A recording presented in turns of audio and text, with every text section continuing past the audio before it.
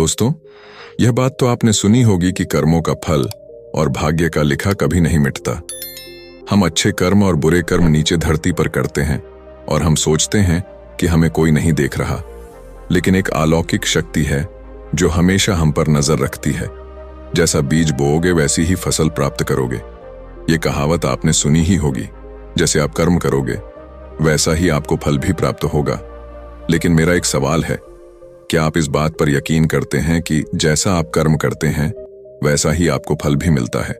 आइए इस कहानी के माध्यम से समझते हैं। दोस्तों, यह कहानी बड़ी ही शिक्षाप्रद, महत्वपूर्ण और ज्ञानवर्धक है। मेरा आपसे निवेदन है कि कहानी के अंत तक हमारे साथ में बने रहना।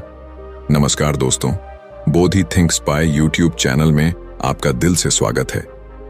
बहुत समय पहले की बात है। एक गांव में हरीश नाम का किसान रहता था। उसके परिवार में सिर्फ हरीश और उसकी पत्नी रहती थी। एक दिन वह किसान और उसकी पत्नी अनाज बेचने के लिए दूसरे नगर गए थे।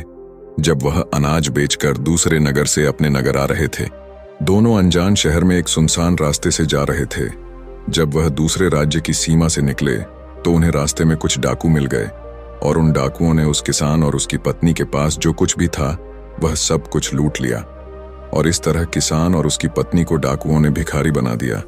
इसके बाद डाकुओं का गिरोह वहां से चला गया। डाकू तो चले गए, लेकिन किसान और उसकी पत्नी को लूटने के बाद वह दोनों चिंता में पड़ गए और सोचने लगे कि आगे क्या किया जाए। एक तो अनजान शहर, और अनजान शहर में दोनों का बुरा हाल था, क्योंकि अनजान शहर में पैसा ही सब कुछ होता है। किसान अपनी पत्नी को लेकर अनजान शहर की तरफ बढ़ने लगा। उसे यह चिंता खाई जा रही थी कि अब मैं क्या करूं, और करूं तो करूं कैसे।